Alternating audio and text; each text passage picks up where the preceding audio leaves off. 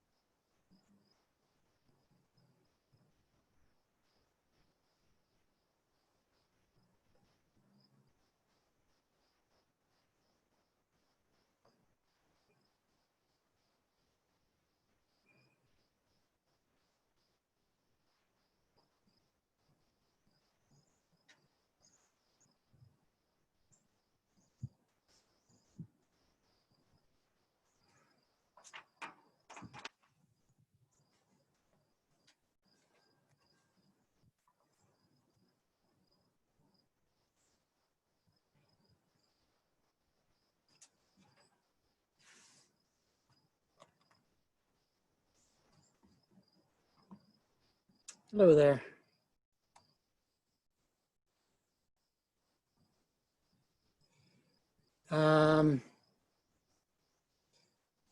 Would you please, 4 o'clock.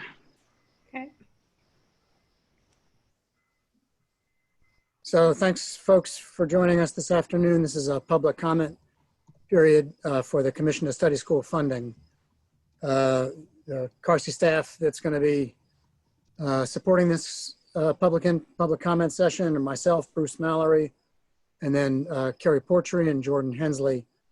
The chair of the commission, Representative Luneau, will be joining us shortly. He's on the road traveling back from Durham to Hopkinton, but he'll join us as soon as he's able. But we're recording this session, so we'll have this logged and that recording will be available.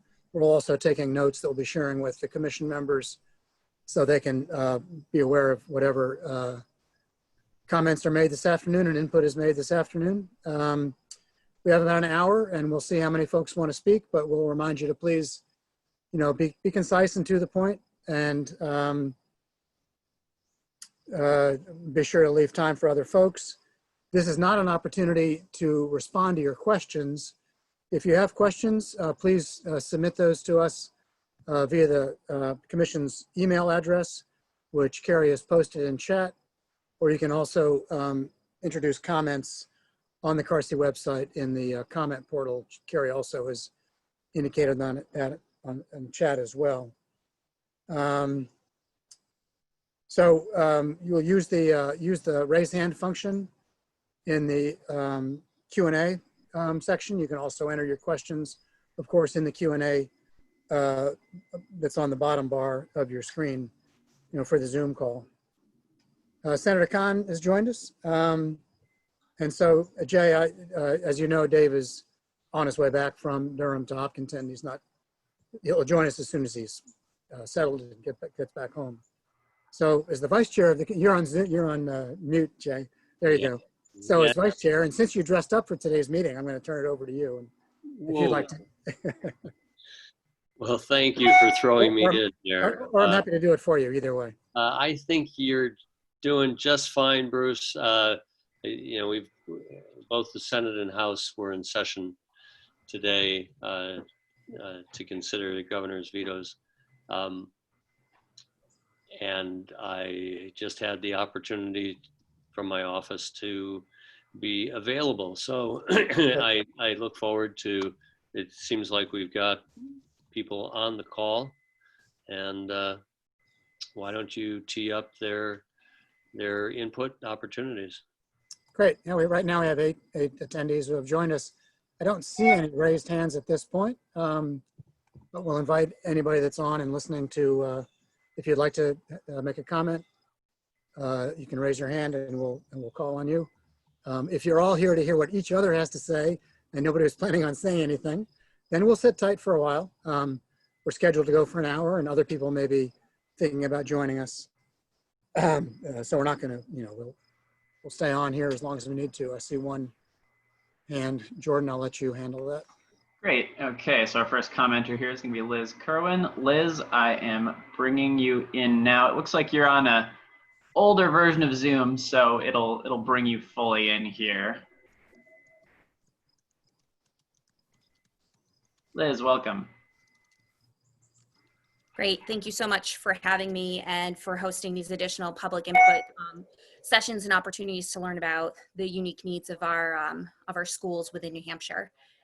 So I'm coming to you today from Manchester, New Hampshire. I am speaking as an educator in our Manchester schools. I'm also speaking as a parent of a Manchester student and as the chair of the Manchester Proud Champions Council. So I just have a few points that I'd like to share as the council is and the commission is meeting to take public comment into effect. So as a parent, I'd like to implore this commission to continue the study of the uniqueness and the needs of our urban districts in this current funding equation.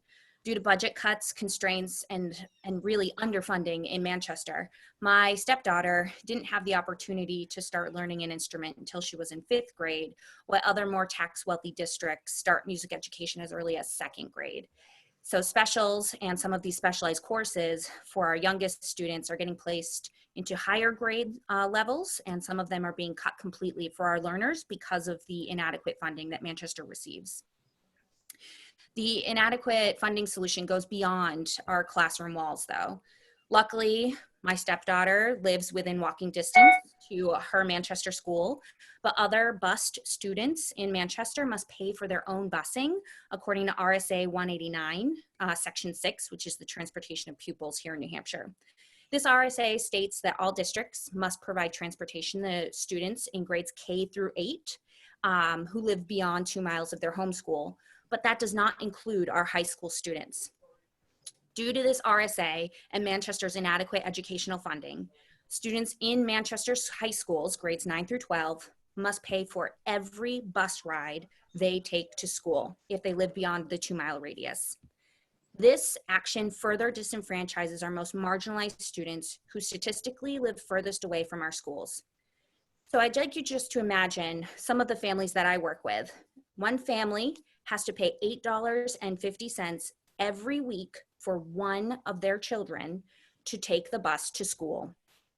And if we multiply that over the 36 weeks that we have school, that's over $300 in transportation costs that our families have to endure with these high school level students who need busing and transportation in order to get to compulsory schooling. Now, consider that family has 3 students. I have some families who have 5 high school level students, and they have to buy 5 bus tickets every week for their kids to attend school. We know that this puts a really large monetary burden on some of our families who don't have that kind of money to expend on this expense.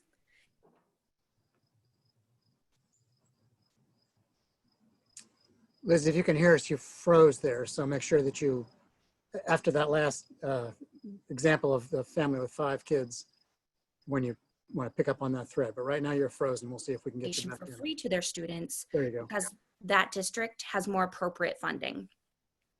Or there were times, oh, I'm sorry, are you losing me? We did. Bruce was tracking it. You must have missed what he said too.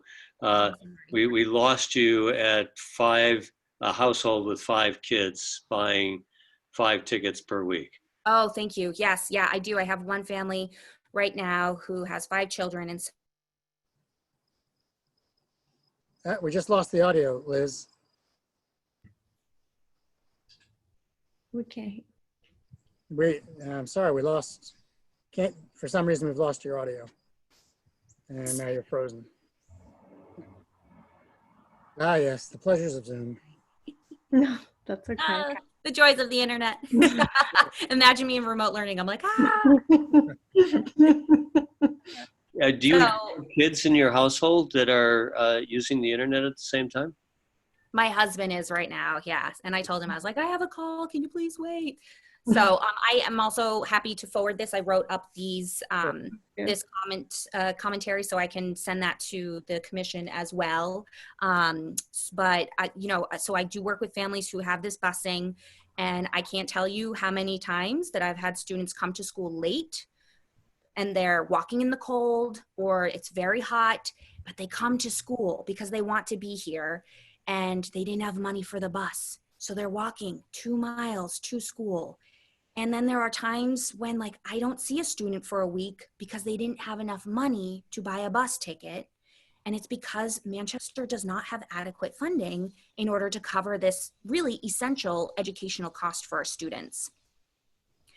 So I just think that, you know, the education funding system that we have right now is not equitable.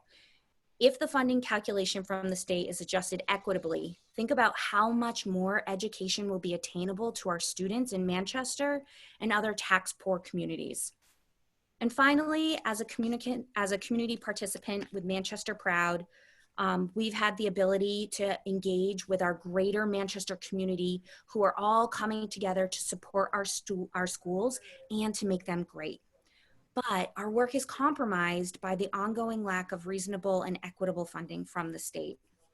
And we know that the COVID-19 pandemic is actually exacerbating some of these inequities that we're seeing, but it has also been a mixed experience, because I think what's good about the pandemic within schools is that it's starting to raise awareness, heighten the awareness of the needs that we see within it.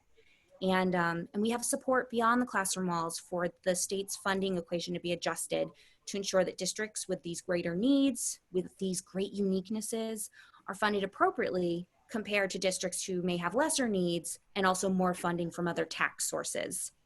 So thank you for your time. I just wanted to share a few of these examples, and I hope that the Commission is able to take these into consideration of the unique needs and constraints of our Manchester school system, and how that could take effect into adjusting the current educational funding equation. So, and I will forward these comments to the Commission as well, just because of the shaky internet. So thank you very much. Thank you, Liz. So can I, Bruce, okay to ask questions, Liz? No, it just that,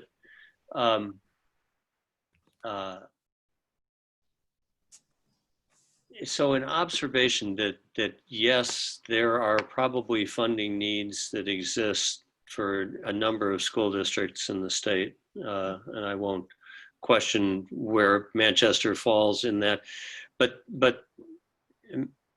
there are two pieces to that funding equation. There's what the state might provide, and what are you hearing this?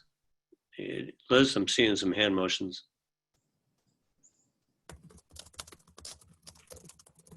Liz? Oh, I'm sorry. Just put in the chat box that I wasn't able to hear you. I'm so sorry. I think I noticed that. Okay now? Yes, thank you. All right.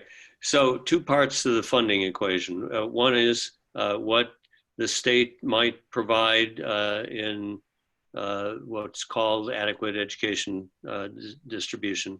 And the other is what local funds raised through property tax, what that provides. And so Manchester Proud, have you folks looked comparatively where Manchester falls relative to the property tax rate for school districts across the state? Yeah, actually, I did some of my own research in the last public comment that was held, and not on behalf of Manchester Proud, but just on my own research, where Manchester is the third lowest funded due to property taxes. And Manchester Proud itself really focuses on reinvigorating the schools within Manchester and not necessarily taking on additional funding.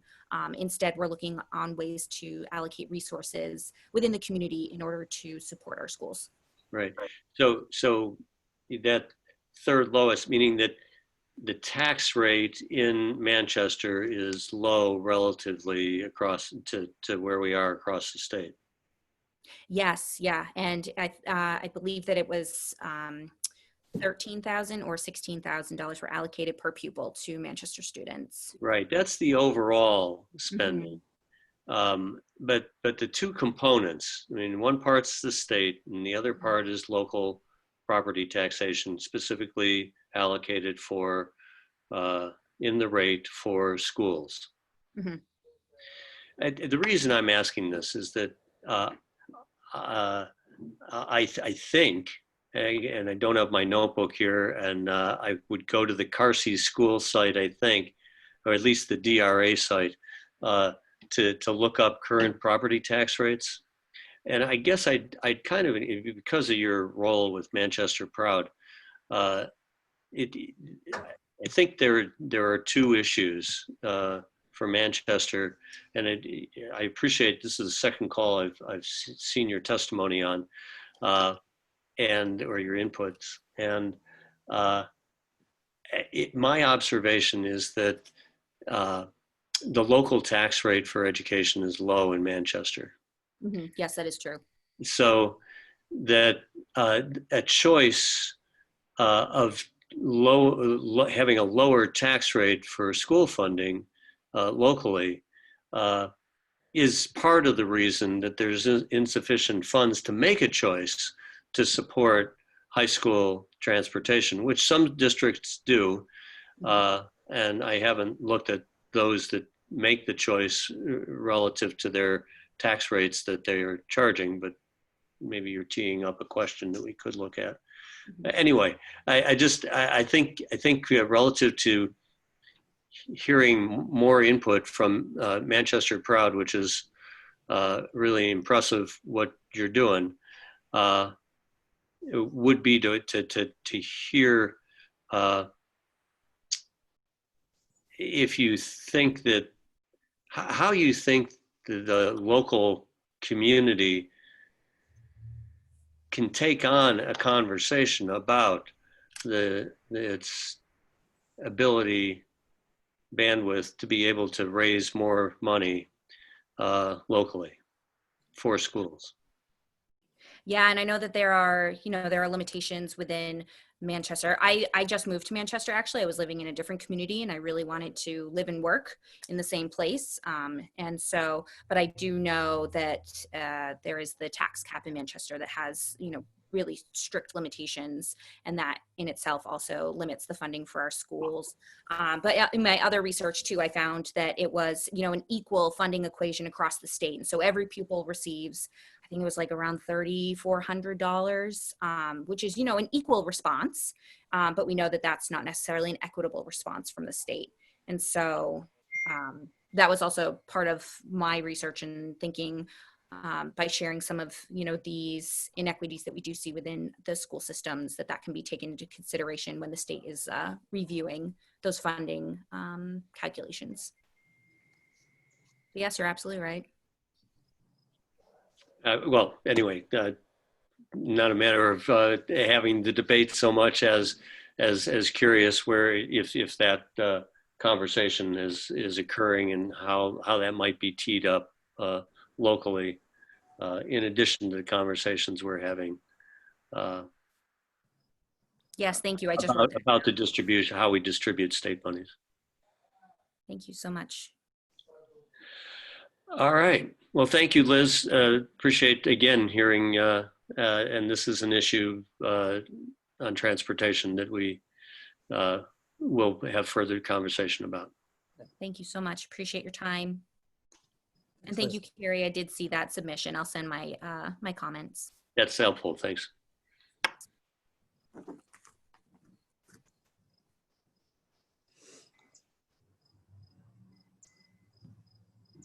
Great. So, okay, perfect. Now we have Emily has her hand up. Let me bring you in. Emily, you should be able to talk.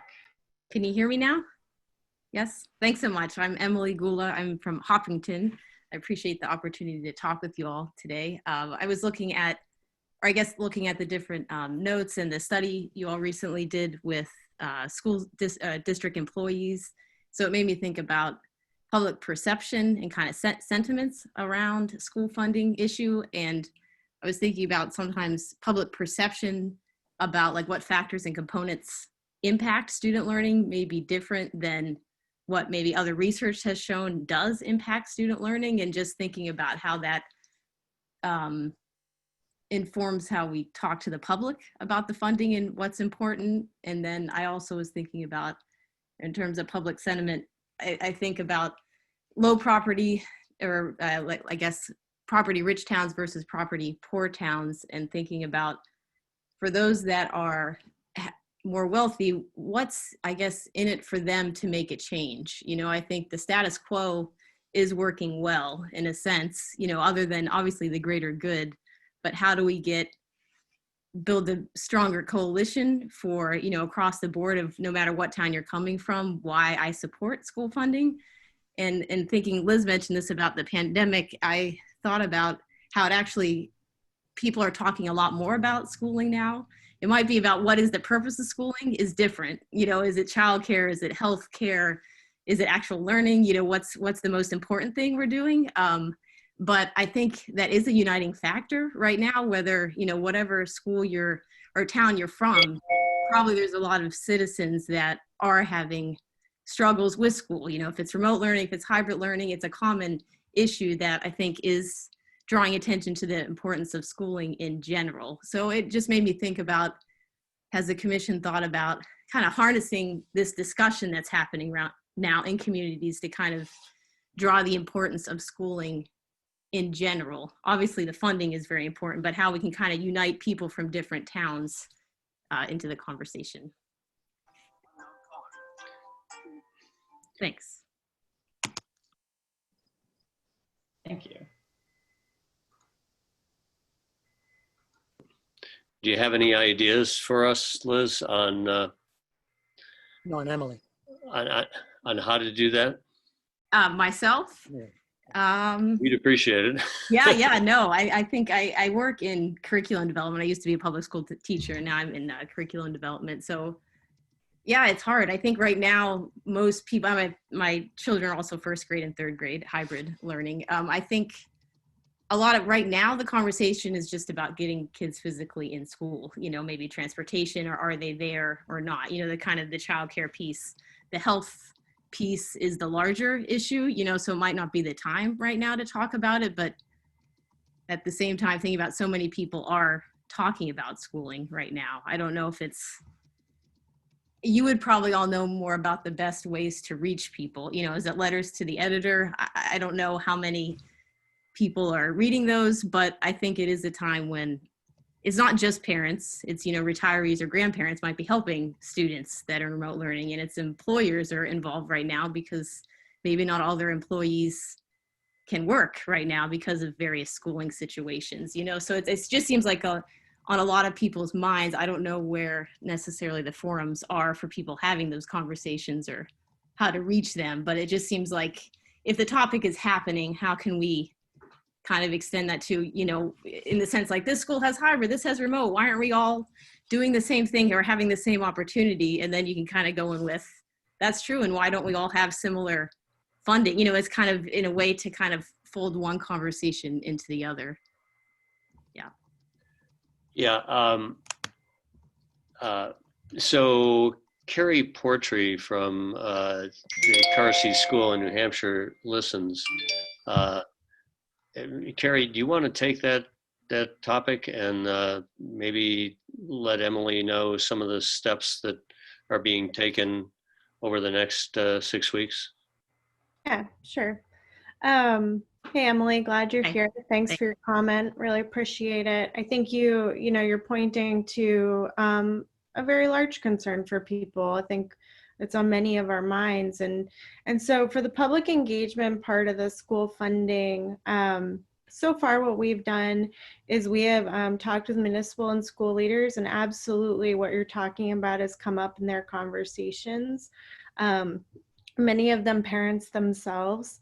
We put out a survey for school and district employees, many of which were parents in school districts and then engaging in online learning or hybrid or different approaches. And so in their responses to that survey, the concerns you're talking about have also come up, and we'll be summarizing some of that and posting it on the school funding website.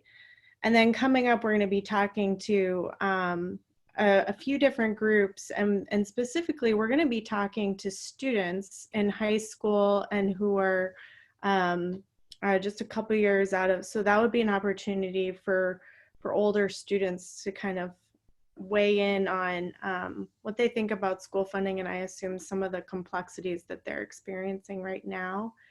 And we're also going to be talking to some taxpayer associations and then residents who are 65 and older. So we don't have a specific activity for public engagement right now that speaks to the issues that you're talking about with and with families, but I think it's something to keep in mind, and definitely something that's come up in the engagement work group meetings, which you're more than welcome to listen in on as well as a public member. And I'm going to put the calendar in chat right now. I don't know if Bruce, you want to add anything else to that, or anybody. Just kind of an observation that Emily makes me think about, and that is the commission has a particular charge in the legislation that established the commission last fall to focus on equity relative to students' educational experience and the tax policies and structure that we use in the state to fund our public schools. This large, for me, it's a larger question that Emily puts on the table, and that is, what is the nature of education right now and into the future, especially in light of the remote learning that's taking place, and how can schools be sure that they're providing not only an adequate education, but really a high quality learning experience for all of our students. And I'll simply say that it's tempting for some of us who are educators to go down that path, but it's probably beyond the charge that the commission has to try to figure out how it is we fund our schools to achieve greater equity in order to satisfy the constitutional requirements in our state while achieving, at least this term of an adequate or an opportunity for all students to have access to an adequate education compared to their peers, regardless of the community that they live in. So there's some boundaries around what we're doing, and I think we're cognizant of what's outside those boundaries in terms of what actually happens in schools, and some of those things are absolutely related to funding. So we're constantly sort of seeing where that threshold is, and we'll be focusing policy recommendations on the way we fund our schools with an eye towards equity. And hopefully then local communities will be in a position to make their own best decisions about the nature of the educational experience once they receive funding that allows them to meet the needs of their students. Yes, that totally makes sense. I think if we were trying to decide what the purpose of schooling, the commission would never end, right? It would just go on and on. So yeah, no, that totally makes sense. I think it's not so much focused on that. It's just thinking about, we don't want to get mired. I think that's the part, like mired in the details of that, because people have different opinions about what schooling should be. It's like how we can unite just on the importance of it, I guess. Yeah, thinking about that. But yeah, totally agree. Thanks. Thank you. Thanks, Emily.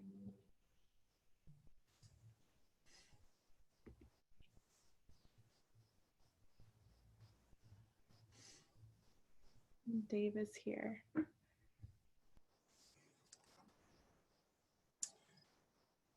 We'll welcome Representative Luneau, being able to join us after he didn't get any speeding tickets from Durham to Hopkinton. No speeding tickets. We've heard from a couple of folks so far.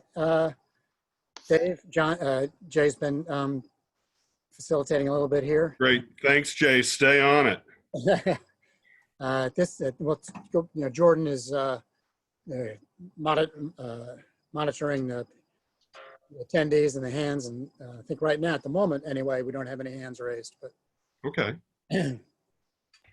We do have a letter in the school funding mailbox from a Newington town member. I'm not sure if we want to read it out loud here or if we want to save it to send the commission later.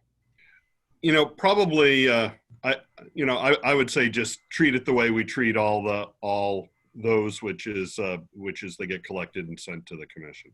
So okay. That way we're not treating anything any differently than we normally would.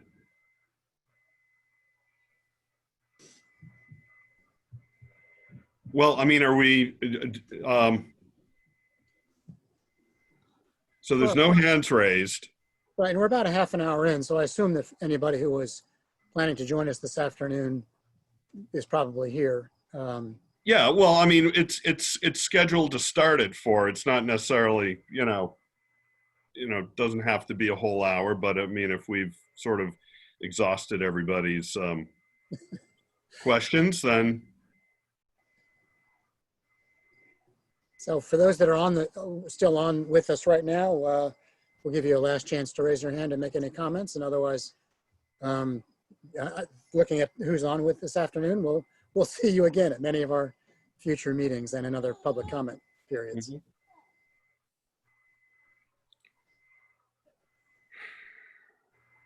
Right, and Senate had veto day today as well. Yes, we did.